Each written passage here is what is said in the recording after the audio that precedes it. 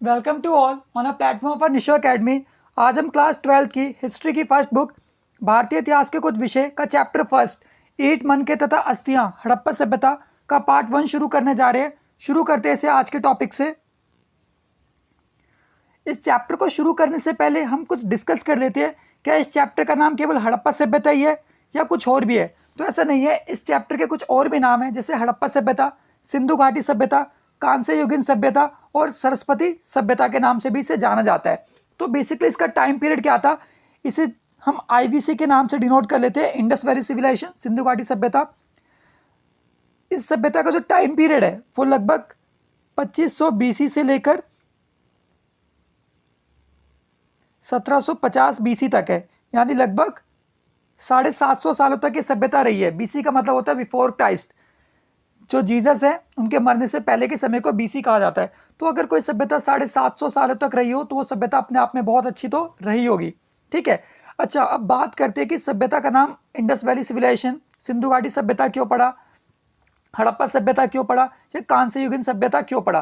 देखो, हड़प्पा सभ्यता जो इसका नाम पड़ा, इसकी जो सबसे बड़ी वजह थी वो वजह थी कि 1920 में जो सबसे पहली साइट खोजी गई थी खुदाई के दौरान, उस साइट का नाम जो था वो हड़प्पा था, जिसकी वजह से इसका हड़प्पा सभ्यता नाम पड़ा। अच्छा, अब इसका नाम सिंधु घाटी सभ्यता क्यों पड़ा? देखो, सिंधु घाटी सभ्यता पढ़ने की वजह है इंडस, जिसे हिंदी में सिंधु कहते हैं। सिंधु नामक नदी के पास इस सभ्यता का खोजा जाना, जिसकी वजह से इसका नाम पड़ा सिंधु घाटी सभ्यता। कांस्य युगीन सभ्यता क्यों कहा जाता है? क्योंकि इस सभ्यता के दौरान लोहा बिल्कुल नहीं पाया गया था। जो धातु पाई गई थी वो धातु क्या थी? कांस्य, जिसकी वजह से इसे कांस्य युगीन सभ्यता भी कहा जाता है। ठीक है, बेसिकली देखो, जो ये सभ्यता है इसके डिफरेंट नेम क्यों है, हमने इसे डिस्कस कर लिया। ये पता होना बहुत जरूरी है, क्योंकि देखो समटाइम क्वेश्चन आ जाते हैं कि आप हड़प्पा सभ्यता के बारे में लिखो या सिंधु घाटी सभ्यता के बारे में लिखो, तो कंफ्यूजन क्रिएट नहीं होनी चाहिए। अच्छा देखो, ये जो हड़प्पा सभ्यता थी ये तो इंडिया के अंदर मिली थी, तो क्या कुछ ऐसी और सभ्यताएं थी जो उस समय देखी जा सकती थी? तो हाँ, जैसे कि आपने क्लास 11th में पढ़ा होगा, मेसोपोटामिया की सभ्यता, दजला और फरात, है ना, इराक में पाई गई थी। ठीक है, इसको छोड़कर आपने मिस्र की सभ्यता के बारे में पढ़ा होगा, जो नील नदी के किनारे पाई गई थी। हड़प्पा सभ्यता हमने पढ़ लिया, सिंधु नदी के किनारे। ठीक है, और चाइनीज सिविलाइजेशन जो चाइना में पाई गई थी। देखो, जितनी भी सिविलाइजेशन ना, इनके पास कोई ना कोई रिवर है। जैसे मेसोपोटामिया की सभ्यता, वहाँ पे दजला और फरात जैसी नदियों का होना। ठीक है, इजिप्ट की जो सभ्यता है मिस्र की, उसके पास नील नदी का होना, नील या नाइल नदी कह लो। हड़प्पा सभ्यता, सिंधु घाटी, उसका नाम ही पड़ा क्यों? सिंधु नदी से। चाइना की सभ्यता, यहाँ पे हवांग हो नाम की नदी का होना। ठीक है, तो बेसिकली जो हमें याद रखना है, हमें ये याद रखना है कि हड़प्पा सभ्यता कहाँ कहाँ पाई गई थी। तो बेसिकली जो हड़प्पा सभ्यता थी वो कहाँ मिली थी? इंडिया के अंदर, इसको छोड़कर पाकिस्तान के अंदर और कुछ अफगानिस्तान के अंदर। तो इंडिया, पाकिस्तान और अफगानिस्तान, ये वो प्लेसेस है जहाँ पे हड़प्पा सभ्यता पाई गई थी। ठीक है, अच्छा सांस्कृतिक शब्द का क्या अर्थ होता है, बात करते हैं। देखो, सांस्कृतिक शब्द का सिंपल सा मतलब है पुरातत्वविद। पुरातत्वविद का मतलब होता है इतिहासकार। इतिहासकार द्वारा सांस्कृतिक शब्द का प्रयोग पुरातत्व वस्तुओं के ऐसे समूह के लिए किया जाता है जो एक विशिष्ट शैली के होते हैं। मतलब जैसे हमने कोई पॉट बनाया, यानी घड़ा बनाया, या किसी अन्य प्रकार के बर्तन बनाए जो उनमें एक रूपता पाई जाती है ना, उसके लिए सांस्कृतिक शब्द का यूज किया जाता है। सामान्यतः एक साथ एक विशेष भौगोलिक क्षेत्र तथा एक कालखंड से संबंधित जो वस्तुएं होती है उन्हें सांस्कृतिक वस्तुओं के रूप में देखा जा सकता है। अच्छा देखो, एक चीज जो यहाँ पे और डिस्कस करने वाली है वो क्या है कि सबसे पहले कि सभ्यता का मतलब क्या होता है। जैसे हम कह रहे हैं हड़प्पा सभ्यता, ठीक है, मिस्र की सभ्यता, चाइना की सभ्यता। देखो, सभ्यता का मतलब होता है किसी निश्चित समय पे किसी सभ्यता के अंदर भाषा का होना, ठीक है, राजनीतिक अर्थव्यवस्था का होना, ठीक है, आर्थिक अर्थव्यवस्था का होना, सामाजिक अर्थव्यवस्था का होना। जब ये सारी चीजें मिलती है तो आप उसे सभ्यता कहते हो। अब आप यहाँ पे क्वेश्चन रेज करोगे कि हड़प्पा सभ्यता की लिपि को नहीं पढ़ा गया है, बट लिपि तो थी वास्तव में। अगर वास्तव में लिपि थी, वहाँ लोग रहते थे, वहाँ नगर था, वहाँ पे राजा के साक्ष्य पाए गए हैं, चाहे वो नाम मात्र के ही पाए गए हो, तो वो एक सभ्यता थी। ठीक है, एक छोटी सी चीज जो हमें याद रखनी है यहाँ पे, कि जो पहले स्कॉलर थे ना सिंधु घाटी सभ्यता के लिए, वो जॉन मार्शल थे, जिन्होंने सबसे पहले इस टर्म के बारे में बात, जो इंडस जो टर्म था, सिंधु शब्द था, इसके बारे में जो सबसे पहले बात करी थी वो किसने करी थी? जॉन मार्शल ने बात करी थी। कमेंट में बताना जॉन मार्शल कौन थे। हड़प्पा सभ्यता का नामकरण, तो हड़प्पा नामक स्थान जहां यह संस्कृति पहली बार खोजी गई थी उसी के नाम पर ये काल निर्धारण किया गया था, जो लगभग 2600 से 1900। ठीक है, तो मैंने जो आपको डेट बताई थी वो आर एस शर्मा के अकॉर्डिंग बताई है, एक ऑथेंटिकेशन वाली डेट बताई थी। ठीक है, कि 750 साल तक रही, उसका टाइम पीरियड क्या था वो भी हमने वहाँ पे मेंशन किया था कि 2500 से 1750। ठीक है, और ये बुक आपको आपकी एनसीईआरटी में या रेफरेंस बुक्स के अंदर मिल जाएगी 2600 से 1900। ठीक है, आप जो यहाँ पे नोटिस करोगे आपको ये दिखाई देगा 700 से 750 का डिफरेंस हर जगह दिखेगा। इनके देखो घर कुछ इस प्रकार के होते थे, मतलब जो हम आज के समय घर बनाते हैं उससे इनके घर बहुत डिफरेंट होते थे। क्यों? आज के समय हम क्या करते हैं, पहले घर बनाते हैं फिर नालियाँ बनाते हैं, बट वहाँ पे ऐसा नहीं था। ये लोग पहले नालियाँ बनाते थे, रोड बनाते थे ग्रिड पैटर्न में, जो समकोण होता है 90 डिग्री का एंगल, रेक्टेंगुलर वे में पहले ये लोग सड़कें बनाते थे, उसके बाद सड़कों के साथ नालियाँ बनाते थे, फिर घर बनाया करते थे। जिससे हम ये कह सकते हैं कि जो हड़प्पा सभ्यता थी ये एक वेल प्लान सभ्यता थी। ठीक है, एक नियोजित सभ्यता थी। इसका सिंपल सा एग्जांपल आप आज का चंडीगढ़ देख सकते हो। चंडीगढ़ को हड़प्पा सभ्यता को देखकर ही बसाया गया है। ओके, हड़प्पा संस्कृति का काल ये तो हमने देख ही लिया।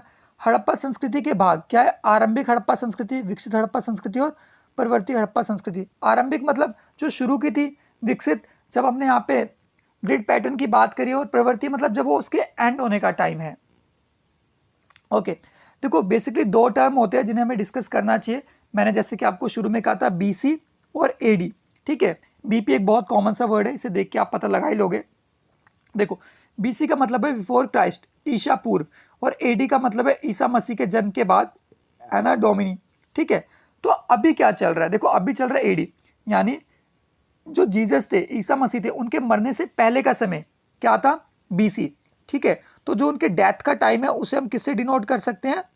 बीसी से। तो जो उनके डेथ के पहले का समय है उसे हम बीसी कहते हैं, डेथ के बाद का समय क्या कहते हैं? एडी, एना डोमिनी कहते हैं। और बीपी बिफोर प्रेजेंट का मतलब क्या होता है? आज से पहले, सिंपल सा टर्म। ठीक है, तो जब भी आप हिस्ट्री में बात करो बीसी क्या है, एडी क्या है, ठीक है, समटाइम आपको वर्ड दिखाई देगा एसी। ठीक है, तो एसी और एडी सेम है, अलग नहीं है। ठीक है, हड़प्पा सभ्यता को सिंधु घाटी सभ्यता क्यों कहा जाता है? ठीक है, तो जैसा कि हमने पहले ही से डिस्कस किया कि हड़प्पा सभ्यता को सिंधु घाटी सभ्यता क्यों कहा जाता है, इसे हम देखते हैं। इस सभ्यता को सिंधु घाटी सभ्यता इसलिए कहा जाता है क्योंकि यह सभ्यता सिंधु नदी के आसपास फैली हुई थी। ये इलाका उपजाऊ था। ठीक है, हड़प्पा वासी यहाँ पे आकर रहते थे और इन्होंने यहाँ पे खेती करी थी। तो हमने डिस्कस किया कि हड़प्पा क्यों कहा गया, क्योंकि खुदाई के दौरान जो सबसे पहला प्लेस मिला, जो सबसे बड़ा प्लेस मिला, वो क्या मिला? हड़प्पा मिला। और उसके बाद इसे सिंधु घाटी सभ्यता क्यों कहा गया? क्योंकि सिंधु नदी के किनारे बसी हुई सभ्यता थी, जिसकी वजह से इसे सिंधु घाटी सभ्यता कहा गया। और सिंधु नाम सबसे पहले किसने रखा? जॉन मार्शल ने रखा था, है ना, हमने ये भी डिस्कस कर लिया। हड़प्पा सभ्यता की जानकारी के स्रोत, तो देखो चाहे वो कोई भी सभ्यता हो, उसकी जानकारी के सोर्सेज क्या हो सकते हैं? सिंपल से वे में देखो, सोर्सेज का सिंपल सा तरीका होता है आवास, वहाँ पे रह रहे लोग वो किस तरह से रहते हैं। मृत भांड, उनके द्वारा किस तरह के बर्तन यूज करे जा रहे थे। आभूषण, जैसे कि आज के समय हम कान में बालियां पहनते हैं, गले में हार पहनते हैं, तो उस समय भी ये लोग पहना करते थे। ठीक है, औजार, तो किस तरह के इनके पास इंस्ट्रूमेंट होते हैं, जैसे हमारे यहाँ पे आपने कस्सी फावड़े देखे होंगे, तो इस तरह के औजार उनके यहाँ पे थे या नहीं थे। मोहरे, ठीक है, मोहरे क्या होती है? जैसे यहाँ पे 4 प्रकार की मोहरे पाई गई है, गोलाकार, बेलनाकार, ढोलाकार, घनाकार। आप बुक में देखना आपको दिखेंगे मॉन्यूमेंट्स। तो इस तरह के वहाँ पे मनके पाए जाते थे। इमारतें और खुदाई से मिले सिक्के। ठीक है, तो हड़प्पा सभ्यता के दौरान इमारतें मिली है, खुदाई से सिक्के मिले, जिससे ये पता चलता है कि यहाँ पे वस्तु विनिमय की जगह एक प्रकार की मुद्रा तो रही होगी। ठीक है, अगर मुद्रा नहीं थी, वस्तु विनिमय था, तो सीधी सी बात है सिक्के तो मिल ही नहीं सकते। ठीक है ना। सिंधु सभ्यता के अंतर्गत उत्खनन में मुख्य 4 प्रकार के कंकाल मिले हैं। ठीक है, तो कौन से थे? प्रोटो ऑस्ट्रेलॉइड, भूमध्य सागरीय, अल्पाइन, मंगोलियन। ठीक है, तो ये कंकाल क्या होते हैं? जैसे स्केलेटन, जब खुदाई हुई थी तो इस तरह के स्केलेटन मिले थे, जिससे ये पता चलता है कि जो सिंधु घाटी सभ्यता थी, इसका जो व्यापार रूट था या जो यहाँ पे लोग रहते थे, वो केवल बेसिकली सिंधु घाटी के आसपास के लोग ही नहीं थे, दूर से आके रहने वाले लोग भी थे। क्योंकि जिस तरह के कंकाल मिले वो डिनोट करते हैं मंगोलिया, कि ये कहाँ से आए थे, मिस्र के बाहर के लोग आए थे, चाइनीज लोग भी थे। तो इससे पता चलता है कि काफ़ी फार से आए हुए लोग थे। ठीक है, अच्छा यहाँ पे ना कुछ इंपॉर्टेंट एरियाज डिस्कस कर लेते हैं जो हड़प्पा सभ्यता के अंदर आते थे, जैसे सिंध, ठीक है, बलूचिस्तान, पंजाब, हरियाणा, राजस्थान, गुजरात, आलमगीरपुर, ठीक है, पश्चिमी उत्तर प्रदेश, उत्तरी महाराष्ट्र, पाकिस्तान हो गया, ठीक है, अफगानिस्तान का कुछ एरिया हो गया, लोथल हो गया, जम्मू हो गया। तो ये कुछ एरियाज थे जिसके अंदर सिंधु घाटी सभ्यता फैली हुई थी। जैसे कि बेसिकली हमने डिस्कस किया कि 3 पार्ट में थी, एक इंडिया के अंदर, एक अफगानिस्तान के अंदर, एक पाकिस्तान के अंदर। तो जो पाकिस्तान है आज के समय, जो सिंधु घाटी सभ्यता का ऑलमोस्ट एरिया है वो पाकिस्तान में है। ओके, इसके आधार पर यह संभावना स्वीकार की गई है कि इसके निर्माण से मित्र प्रजातियों के लोगों का स्थान मिला है और इनका संस्थापक द्रविड़ को माना जाता है, ठीक है, जो बाद में दक्षिण में पलायन हो गए, ठीक है। तो द्रविडियन एक प्रकार की जाति थी जो बाद में दक्षिण की ओर चले गए। हड़प्पा सभ्यता के प्रमुख स्थल, ठीक है। तो देखो ये जो स्थल है ये सारे प्राचीन है, ये जो है ये सारे प्राचीन स्थल है और ये सारे आधुनिक है, ठीक है। तो इन्हें याद रखना। नागेश्वर गुजरात, बालाकोट पाकिस्तान, आपको बालाकोट एयर स्ट्राइक याद ही होगा। चंदुड़ो पाकिस्तान, कोट दीजी पाकिस्तान, धोलावीरा गुजरात जहाँ पे बहुत बड़ा ग्रेट बाथ मिला है, ठीक है। लोथल गुजरात, ठीक है, यहाँ पे भी बहुत बड़ा बाथ मिला है। कालीबंगन राजस्थान, बनावली हरियाणा और राखीगढ़ी हरियाणा। तो ये सारे वो प्लेसेस हैं भारत के अंदर। जो हड़प्पा सभ्यता के अंदर सबसे बड़ा प्लेस मिला है वो राखीगढ़ी मिला है, ठीक है, इंडिया के अंदर। हड़प्पा सभ्यता की बस्तियों को 2 भागों में विभाजित किया गया था। तो 2 बस्तियां कौन सी थी? देखो यहाँ से आप ध्यान से देखोगे तो आपको दिखाई देगा ये काफ़ी ऊंचाई पे बनाया गया एक शहर है जिसे हम दुर्ग किला कहते हैं, और ये काफ़ी निचले स्थान पे बनाया गया एक शहर है लेकिन ज़्यादा बड़ा है।